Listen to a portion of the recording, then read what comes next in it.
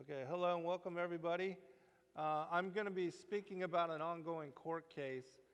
We are, again, still waiting for the heads up on everything, but for those that don't know, when I released my first book of the Flat Earth trilogy that I've written, Flat Earth as Key to Decrypt the Book of Enoch in 2015, we then released a challenge to the world, basically, for anybody that could confirm through two repeatable, verifiable experiments that either the Earth was moving at excessive amounts of speed over 50 miles an hour, which even we know that they say it's 1,037 miles an hour, or that there was curvature that they could win the $8,250 that we had posted as reward. And so that was to promote the first Flat Earth conference, and we held that challenge and made it available to the world up until that time. And so, should I just keep going with the presentation now? Okay.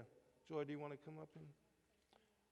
This is my daughter-in-law, Joy Garcia. We have now, we began November 11, 2016, and we have over 100 titles available of all of the different manuscripts that we've made available for public consideration.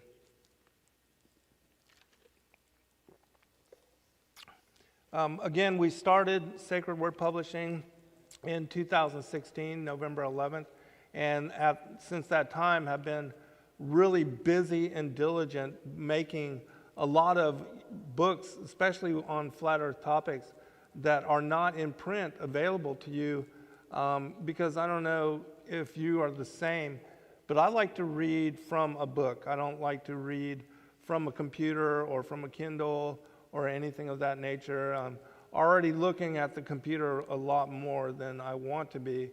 And so, I like to have it in print form. And then another thing which is very interesting about the work and the books that we put out is that we release things in 14-point font. And so they're of larger font. It's a lot easier on the eyes and a lot easier on the mind. And I find that you can read and study the material for a longer period of time without it taxing your eyes and making you wearisome. So, we also run a nonprofit called Endeavor Freedom. This is, initially just to let you know kind of who we are and what we do. And through Endeavor Freedom, we support numerous charities and orphanages. These are three of the orphanages that we support, two in India, and then two in Africa, Uganda, and Kenya. And 100% of the donations that you give to us, we give directly to these orphanages and these charities, and you can find out more about our efforts at endeavorfreedom.net. And also, we're 100% volunteer, and so there's no money taken away for administrative fees or anything of that nature.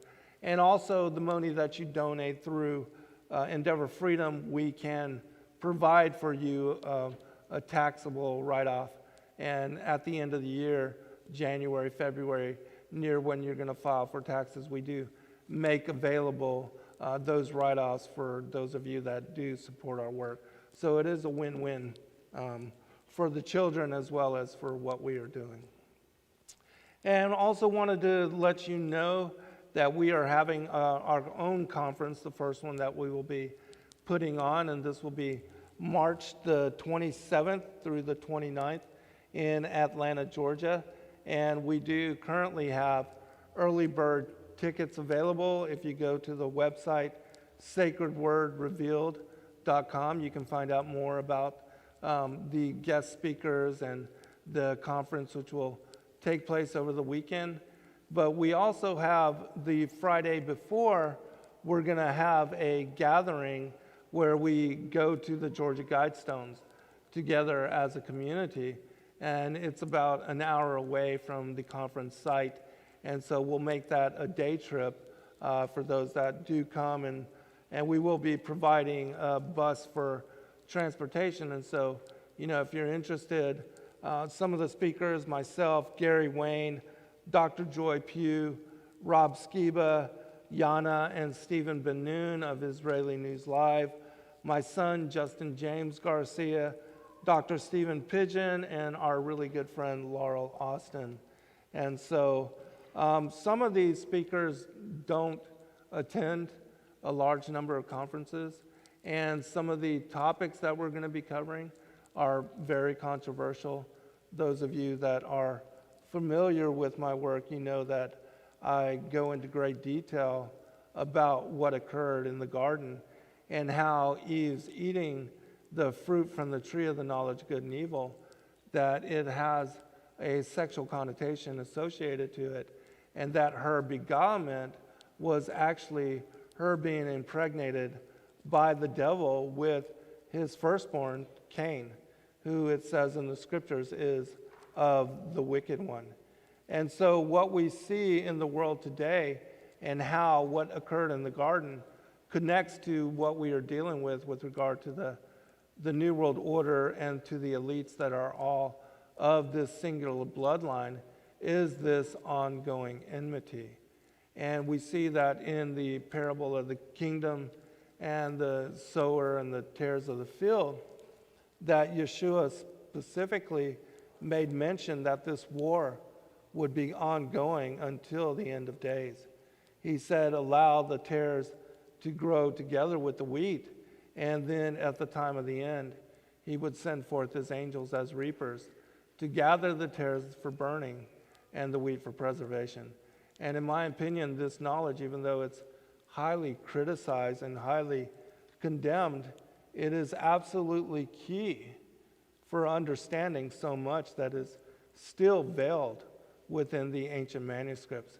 And specifically as to why it speaks about and gives a great accounting of whom begot whom and who was son of whom. And you'll see even in Luke chapter 3 that in the genealogy, in the records of Christ, in his genealogical record, Cain is excluded from this birth line.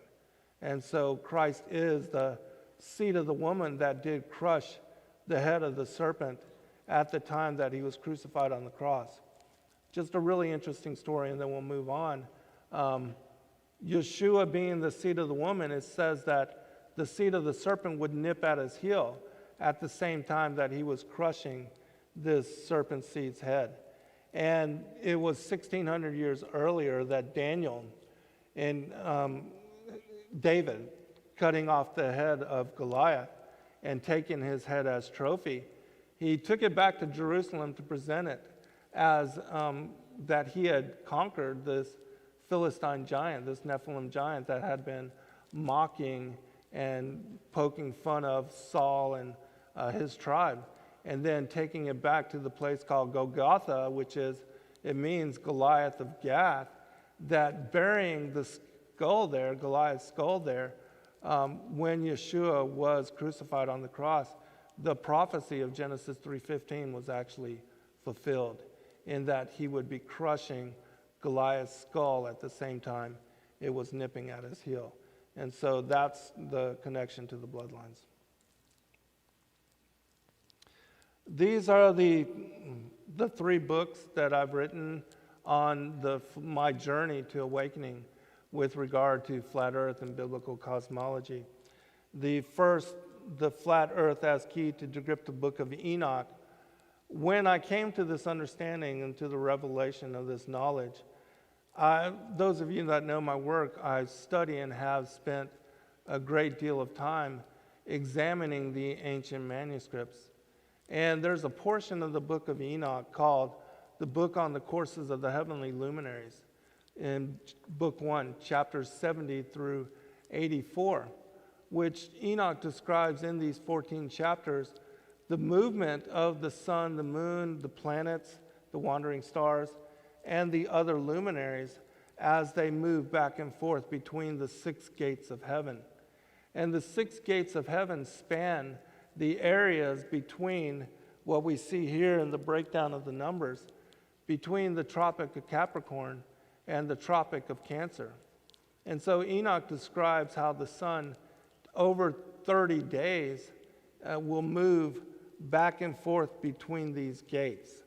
And so he's actually describing how the sun's movement and not the earth's movement, because there is no motion attributed to the earth, and we know that in the Bible it says that the earth is fixed, stationary, and unmoving, that it is the sun along with the other luminaries which go in motion. And Enoch describes this motion as being from east to west and then north and back to the east.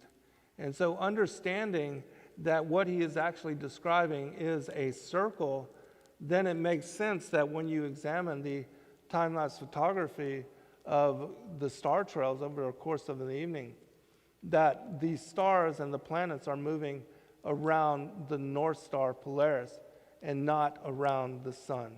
And so with this understanding, I re-examined all of those chapters, all of those verses, and realized that the only way one could understand what Enoch was describing and what the angel Uriel had revealed to him was by applying it to the picture of the circle of the earth as backdrop for these motions.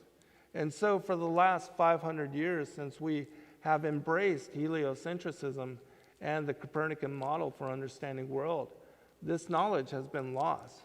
But with the release of this book, you can go chapter by chapter and verse by verse through the book on the courses of the heavenly luminaries and understand exactly what Enoch was shown by the angel Uriel and make sense of what has been hidden and encoded there for thousands of years. In my next book, this was my 10th, it was in doing this study for my Flat Earth book, the first one on the book of Enoch, I came to realize the firmament was key for understanding biblical cosmology as well. Because in the second day of creation and in all of the parallel accounts of the creative process that are found in not only Genesis, but in many other extra biblical texts like the book of the Secrets of Enoch, the Cave of Treasures, the book of Jubilees, the book of Jasher, even the works of Flavius Josephus, and many others, that there's a parallel account of the 7 days of creation. Well, in this book, I take all of those parallel accounts and put them together to bring forth the detail of what the ancient manuscripts are describing. And what we see is that it is describing how the earth and the heavens were created together as a unit on the first day. Just like what Isaiah in chapter 40, verse 22 makes mention of. He says that God sits upon the circle of the earth, and that the heavens spread out a curtain above it, that together they form in shape what is a tabernacle or a tent. And so looking at examining this particular unit, you see in that image that this is the structure of the creation, that the circle of the earth that is spoken about in Proverbs as being inscribed upon the waters of the deep, that it was encapsulated by this solid dome, what we call the firmament, which comes from the Latin word firmament, which also in itself implies a hard, rigid structure. And that the Hebrew word rakia also speaks about a hard, extended surface. And so the firmament is also key for understanding biblical cosmology. 1 second, Joy. Sorry. On the third day, just 2 more days just to bring this forward. On the third day, you have the dry land being elevated from what is sea level. And we know and understanding now that the earth is a basin which contains the oceans of the world, and that the dry land that is elevated above that sea level, that is the inhabitable part of the world. And so this is also, again, critical. But on the fourth day, we see that the luminaries, which everybody believes, that the earth is spinning around the sun and orbiting around the sun, the luminaries were not even created until the fourth day. And then they were placed, as it says in Psalms 19, the sun was placed in the tabernacle of the firmament, and it is in the tabernacle that it holds course. And so we see that without a doubt that the firmament is of very much larger stature than any of the luminaries, including the sun. And they tell us that the sun is 93 million miles away, and that across its diameter, you can put 108 Earths side by side by side, and that's how small the Earth is. And this is absolutely contrary to what Scripture reveals, because it says that the firmament encapsulating the circle of the Earth, the luminaries were placed into its tabernacle, and there they hold circuit. In the third book of this particular trilogy, Paradise, the Sides of the North, and the Mount of the Congregation, which was my 19th book, it describes how the ancient explorers in books like the Invencio Fortunata and John Dee, he describes in the letter that he sent, that Gerardus Mercator had sent to him, and also the Northern Polar Projection Map, which you see in the image here, that Mercator describes the existence of what is described in the Bible as the Mount of the Congregation, and in other ancient mythologies as being Mount Meru, also Mount Olympus, and also Mount Zion and Mount Sumeru. And this particular mountain is a lodestone, a black lodestone mountain. It's referenced as the Rupes Negra, which means the black rock. And it is completely free of vegetation. It's said to be magnetic, and the reason why all the compasses point north. And so this particular mountain is also said to be on the very top of it, inhabited by the sons of God, the demigods. And we see that in the book of Job, and even in Isaiah 14, that Lucifer, in describing where he wants to exalt himself above the stars and the clouds of God, he describes that location as being above the Mount of the Congregation. And I do believe that this was the area, as you see on the cover, that is the center of the earth, the North Pole, that this is where this particular mountain exists. And it says that this is also where Jacob's ladder is, and that this whirlpool is referred to as the abysmal chasm or the bottomless pit. And it is this that is an entryway into Sheol or to Tartarus. And so in Isaiah 14, where Lucifer says that he wants to create his seat and to be sitting upon the Mount of the Congregation in the sides of the north, God says to him, instead, I'm going to cast you down into the sides of the pit. And so we know that this whirlpool leads down into the interior of the earth, and that is the domain of the devil, that his domain is within the interior of the earth, what the Bible also references as Abraham's bosom. One last thing. The other interesting thing about what is called the navel of the world, this particular whirlpool, is that it sucks in the oceans. Mercator describes it as an indwelling sea. It sucks the oceans in for 6 hours, and then after 6 hours, expels them in geyser. And so this cycle, this rhythm, what is the breath of the earth, it creates the high and the low tide. And science tells us that it is the moon and the gravity of the moon pulling upon the earth which creates this particular phenomena. But in truth, when you examine what is revealed within these ancient manuscripts, it speaks about the navel of the world. In the Celtic mythology, it's called Hvelgumr.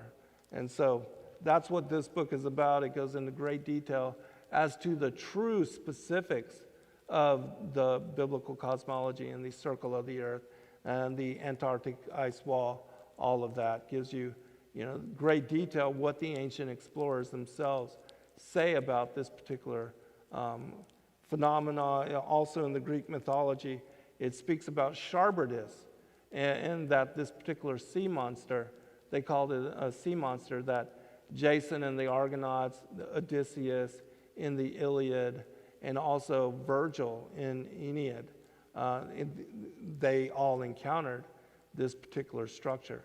And so when you read those stories, you get greater understanding as to that this is the abysmal chasm and the Mount of the Congregation that is found at the North Pole.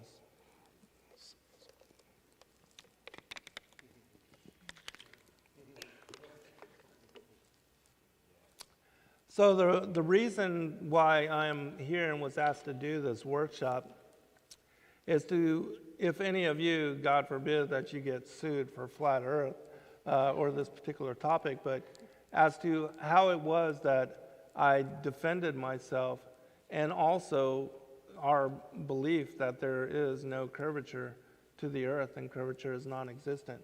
And so according to the Flat Earth Challenge, which I had spoken about earlier in this presentation, that after the publication of Flat Earth as Key to Decrypt the Book of Enoch in August of 2015, that we held this challenge, and it was to help also bring attention to the first International Flat Earth Conference to be held in Raleigh, North Carolina.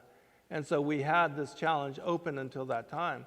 And there were many individuals that sent and wanted to challenge us and to try to win the money that we had available for this challenge. And many of them, even though they had ideas, and even the individual that ended up suing me, he was a software engineer for Microsoft. And he created 2 particular programs supposedly to measure the curvature of the earth in between 2 of the towers on a structure like a bridge. And he said that there would be maybe 1.5 inches of deviation, but we know that that deviation is to keep tension on the suspension, the bridges, and that the towers aren't actually showing what is the real formula for measuring the curvature of the earth. According to the formula, many of you are aware, is that 8 inches per mile squared inversely squared. And so after, which we'll go into, and it will show an accounting of how curvature, even in the first mile, there should be 8 inches of deviation. But in the second mile, 8 inches times 8 inches, 64. Very quickly, you see that there's going to be measurable curvature that should be easily determined and easily seen with, for instance, a laser test, or as Samuel Burley Robotham did with the Bedford level experiment. He tied a flag to the mast of a ship's pole, sent it out 6 miles, and realized that there was no deviation. According to the drop, there should have been easily over the first 2 miles noticeable curvature. But coming to the realization that there was no curvature, he had to really re-examine what we had been indoctrinated and what we've been taught to as the belief in the heliocentric, the Copernican model for understanding world. And so this is to show that the judge actually did side with us initially in the first case, and that we were able to verify, according to the argument he was fighting for, that the earth was spherical in shape and that it did hold rotundity.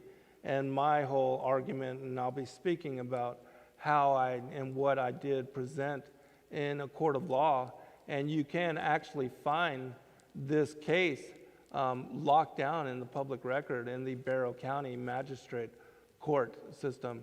It all took place July 11th of this past year. And when you go and you request those particular transcripts, you'll see that I had 12 pages of arguments where I basically spoke about real-world scenarios and real-world examples that anybody can go and test and measure for themselves. And presenting this information to the judge whereas his information was based on hypothetical and theories and had nothing to do with real world. Again, she did side with us and agreed that he did not deserve to win the money, nor that was I liable for having to pay him, which, being sued for $15,000, I was grateful, to say the least.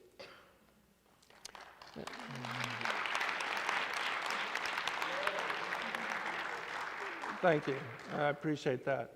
And I do believe that this case also set a precedent. At least I am not aware of or familiar with any other case that has been tried in this manner and that was contested before a judge and is now part of the legal record.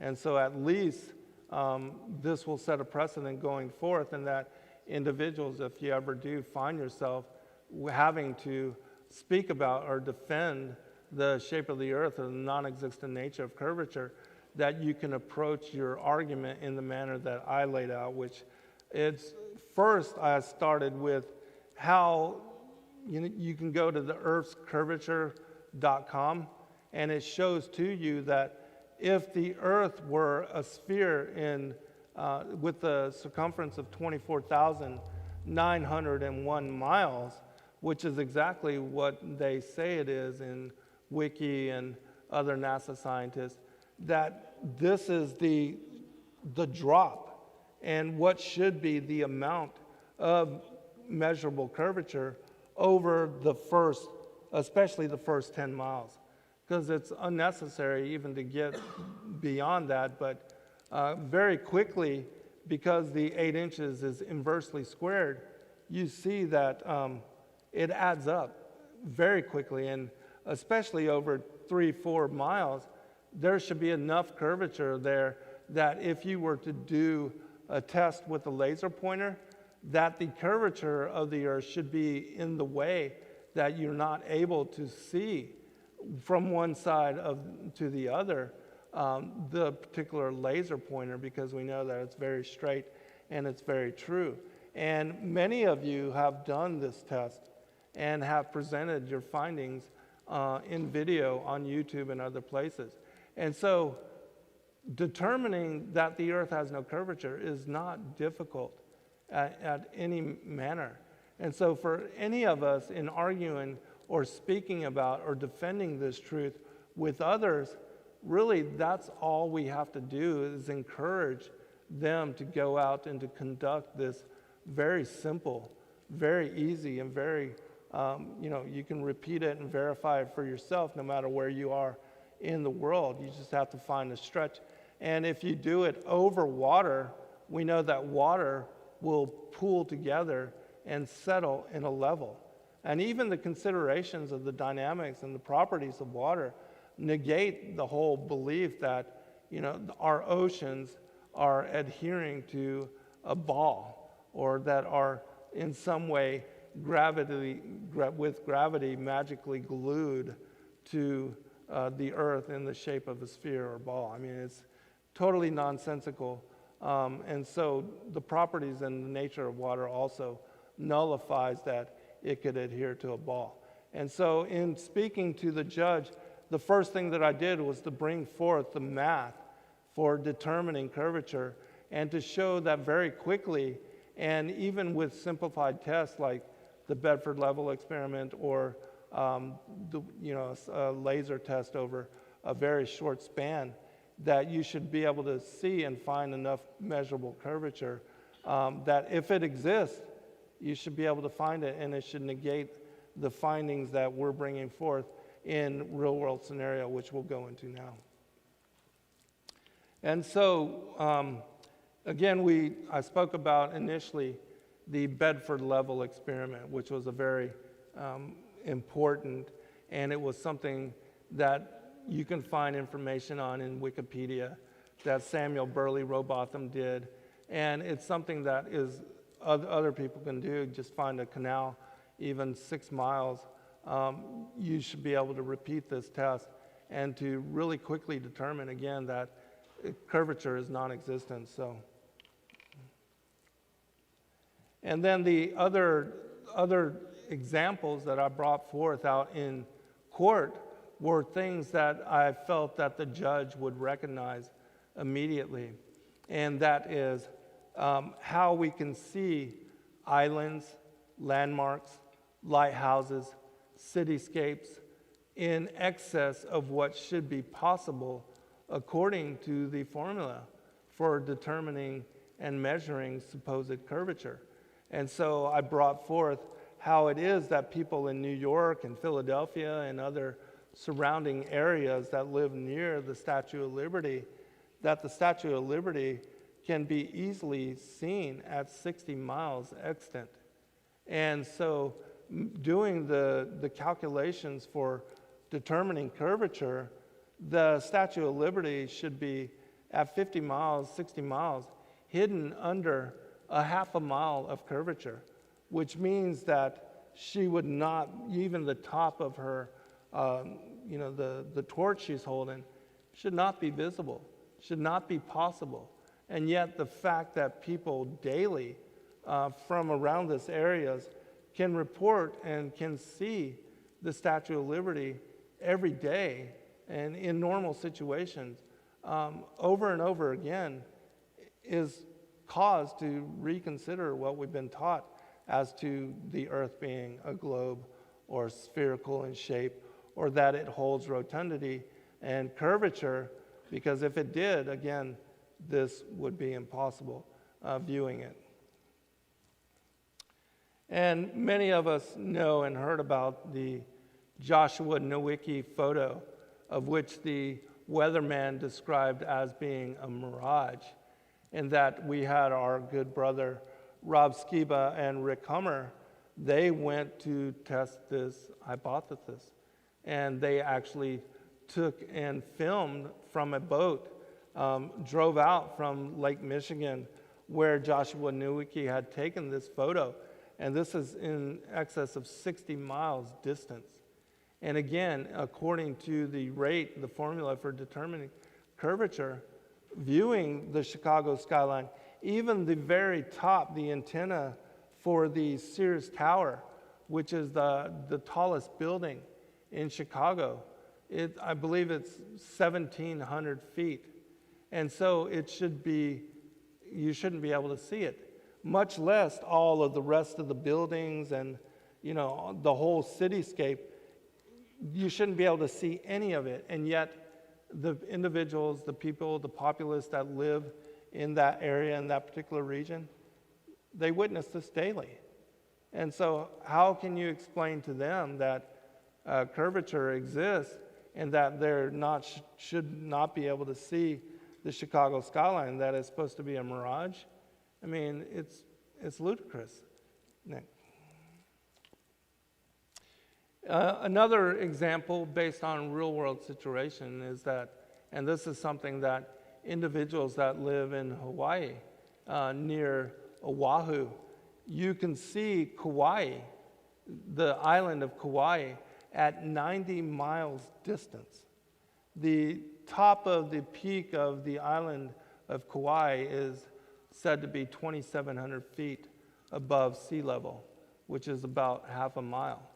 And yet at 90 miles distant, you should have over a full mile of curvature between you and the observer on the beach and that island, making it, again, impossible to see. And yet you can see not only many features of the island, but also the topography of its hills and its valleys.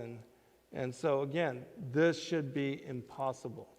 And yet, just these three examples, the Bible says, out of the mouths of 2 or 3 witnesses shall the truth be established.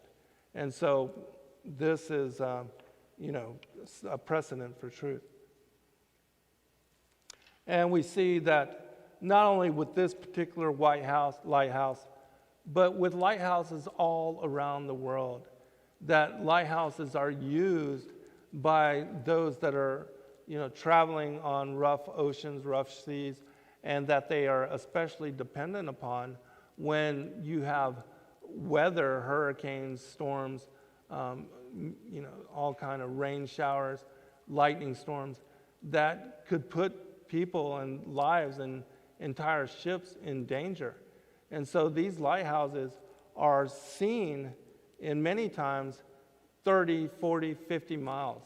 And in like William Carpenter's book on 200 Proust, Eric DeBay, well, he did the 200 Proust, and William Carpenter did the one on 100 Proust.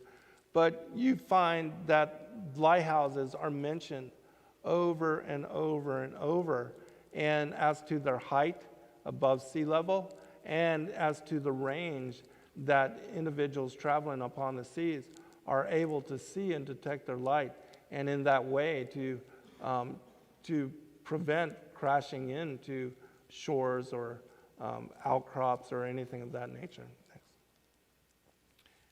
And so the next aspect of my argument, what I went into after providing these real-world circumstances, and to show and to appeal to the judge that indeed people all over the world, it didn't matter, that there are structures which can be easily seen, which should be impossible to view should curvature actually exist. And then I went into the fact that railroad engineers, surveyors, landscapers, individuals that create and build structures such as bridges, canals, and railroads, that they don't take into account the curvature of the earth when building these structures over sometimes hundreds of miles. And that, in fact, with regard to railroads and railroad tracks, they use what is called a datum to keep and to measure the level. And they try to keep the railroads as less, as far as hills and inclines and declines, they try to keep it as level as possible in order to avoid the engineers, the structures, the railroad engineers, having to travel up and to make even more dangerous going up and down these particular inclines and declines. They try to avoid all of that. And so the railroad tracks are laid on a level, and instead of going up over mountains, they will blast tunnels to go through them. And so it shows that in the structure of trying to build railroads and these canals and, again, these bridges, they are avoiding declines and inclines as much as possible. And they are trying to keep everything on a level. And then when you ask, as far as the consideration for curvature and how they calculate it in to the establishment, the building of these structures, there is no such calculation determined or even considered. And so these are other things that are found, again, in real-world scenario, which verify the non-existent nature of curvature. The Suez Canal, other canals, for hundreds of miles, the sea level will remain the same. There's no deviation, again, as to, they say that, over a certain amount of mileage, if there is curvature to the earth, that oceans should be humped, and that rather than water being completely flat and level to the horizon, that the earth, being in the shape of a ball, that in the middle of the Pacific and the Atlantic oceans, there should be a wall of water miles high. And yet, we know that this is contrary to what is real, that water will never and cannot pool in such a manner to where it has in its shape a hump. It will always gather together and collect in a basin and settle out in a level. This is just natural, the properties, the physics and the dynamics of water. So water is a natural level, and it also is something that, the nature provides that shows the impossibility of the earth being round in shape.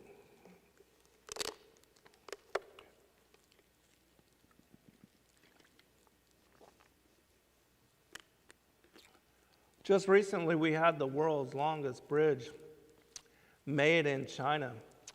102 miles that, if you look at the rate of what should be the curvature, that's 6,990 feet of curvature that should exist somewhere in the space of that bridge reaching from that mainland to this particular mainland. And if you look at the image, you see that it seems to be level, which again, the infrastructure of bridges, canals, railways, there is no curvature taken into account in their structure. Engineers do not account for it. There's no formula for it. There's no even consideration of it. And actually, the opposite is true. They try to maintain level and to exclude deviations of inclines and declines from the establishment of these structures over miles and miles and miles of, as far as the span of them laying out these particular structures. Now, we know that all truth passes through three stages. And the first is that it is immensely ridiculed. The second is that it's vehemently opposed. And the third is that eventually it comes to be acknowledged as self-evident.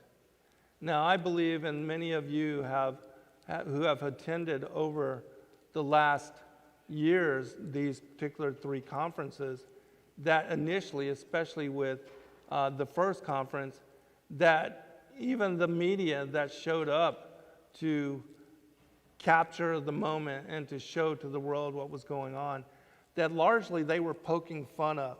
They were laughing at us, they were making fun of us, and they were trying to portray that image to the world that, flat earthers are idiots, morons, lunatics, and that these people have to be in some way mad to even consider that the shape of the earth could be anything other than what NASA and the Jesuits and all of the scientists, the astrophysicists, which I believe are the neoteric priests of Baal, that they have taught to us over the years. And we see how the indoctrination very early on, children that, they gather in classroom around the globe and they're all looking at the place where they might live, and they think and they believe that, the globe is a true, the shape and the orientation of the world. They never ever consider that could be a lie. They never ever second guess their indoctrination. And neither did we. We had no idea that, that this question had not been settled until forced to reconsider. And I know myself, when one of my friends, my co-host, the hijacker, kept calling in on one of my broadcasts and begging me and asking me to look at flat earth. And I was like, I took 3 years of astronomy in college. It's ludicrous. I was not going to waste my time doing it. But then I realized that I had to either prove myself a hypocrite or open myself to examining the information with open mind. Because unless one does so, you cannot come to the truth of anything. And so I did. And it was very quickly, even the first day, that I realized that curvature was non-existent. And that understanding that, and that also that there was no motion to the earth, and that the Bible also attested to that there being no motion to the earth, I was quickly forced to reconsider paradigm for understanding the world.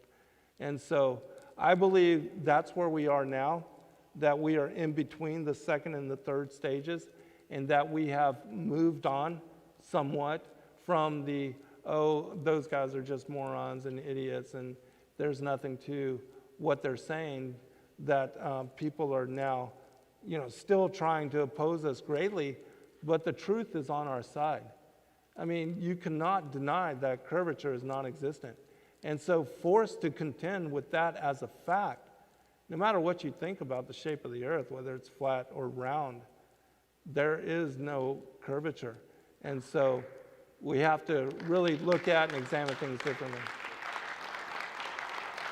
Thank you, everybody. We appreciate all of you.